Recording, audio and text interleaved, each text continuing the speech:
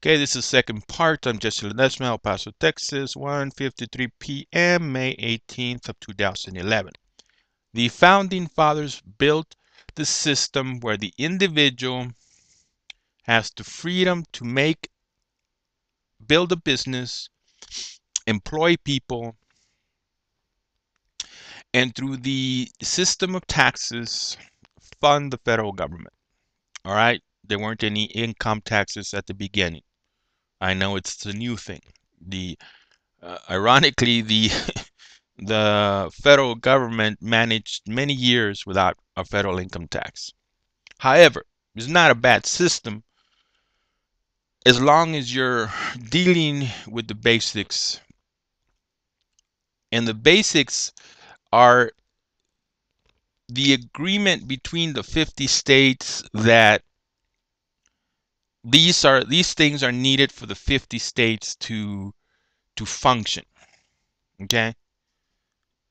Like the FBI, like the CIA, like the American military, like the regulation of commerce, needed as a contract between the states in order to have a cohesive union.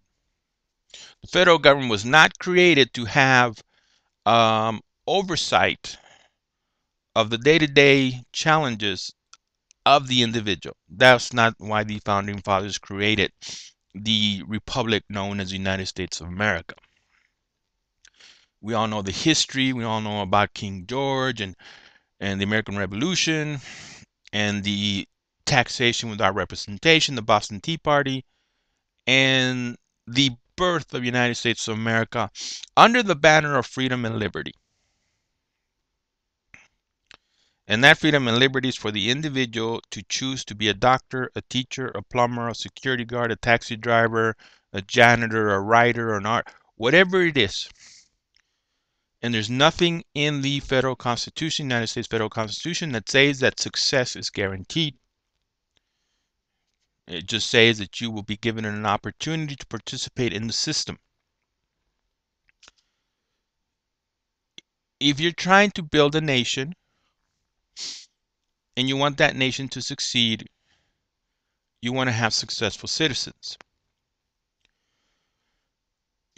In order to have successful citizens, you must have citizens that maintain high ethical standards, high moral standards. And by that I mean that people should not burden their neighbor with their responsibilities. The basics of life are not that expensive, believe it or not. What is needed to sustain life really doesn't require a great income. If you want to have the 5-bedroom home and you want to drive the Hummer and you want to have cable television, satellite television, and whatever else, yeah, you're gonna need to win the lottery or at least involve yourself in some kind of you know economy or work environment where you generate a lot of income. But the basics, the very, very basics, don't cost that much money. So how do you justify the money that is spent on attempting to help the poor? The politics of modern America are basically, you know, whose money does it belong to and who has the right to utilize it? The person who earned the money, let me see here. See that? Right there. You don't need to see that. I earned that. That belongs to me. I get to spend it. I get to call Papa John's Pizza and, order what I want to order. It's mine. It ain't yours. I earned it. Right there. $10 bill. Not much, right? $20 bill right there. Well, right? That belongs to me. So I get to dispose of it how I want. Now, I live in the United States of America, and I don't want my safety or security to be compromised. Therefore, I need the American military, the American FBI, the American CIA, the American Department of Commerce. And this keeps the system going. So some of what I've earned, I should pay in taxes. A reasonable amount to maintain the basic services. When you take from a person more than a reasonable amount, you get into the arena of removing the psychological motivation to perform. It sounds pretty the way Obama sells it and the way the liberals sell it. Well, we just have to go after those filthy rich people, which, by the way, Obama, Nancy Pelosi, and Harry Reid are filthy rich. But they say all they have to do is go out and after the filthy rich, tax them to the hilt, and then they'll have money to do everything that they believe is necessary.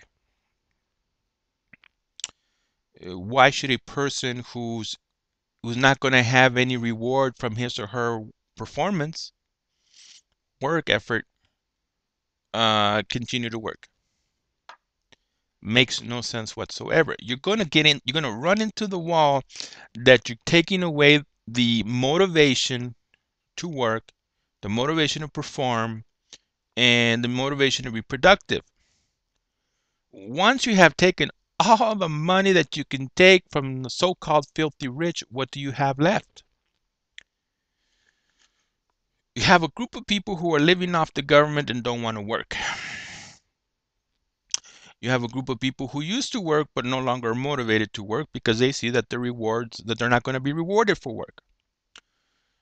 So you literally have a country of people who are not performing, not producing, and the government cannot get any taxes from because there is no income being generated.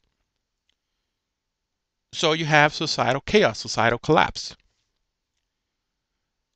And everybody who thinks that it just sounds so nice to tax the filthy rich doesn't understand that they are the backbone of any and all economies. Now,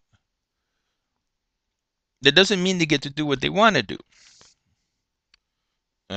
Time Warner Cable, in my opinion, here in El Paso, Texas, is a miserable company. Is not does not operate. At least the leaders of that company do not operate in a fair and equitable manner. People are paying for services they're not getting.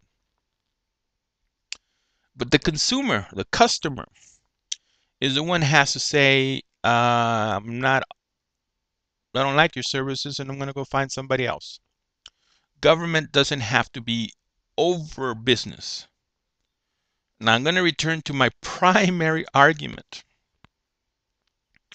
If Obama and the Democrats in the Congress had given $1 million to the 300 million people in the United States of America, they would have only spent $300 million. And for the most part, most individuals would have been able to meet their daily challenges, pay off their debt, and have some money left over to weather the unemployment storm. If Obama had given $1 million to the 300 million Americans for each year of his presidency, for 4 years, he would have only spent a billion, 1.2 billion versus the $1.5 trillion he has spent. You're not going to tell me that giving people $1 million every year for 4 years isn't going to have a positive economic impact.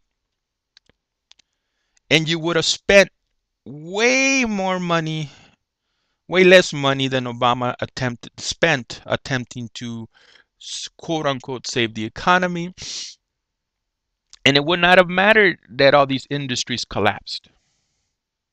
It would have been okay because people would have had the financial means to continue, and America wouldn't be broke, uh, printing out money like crazy people, and facing total, not total economic collapse, but total societal collapse.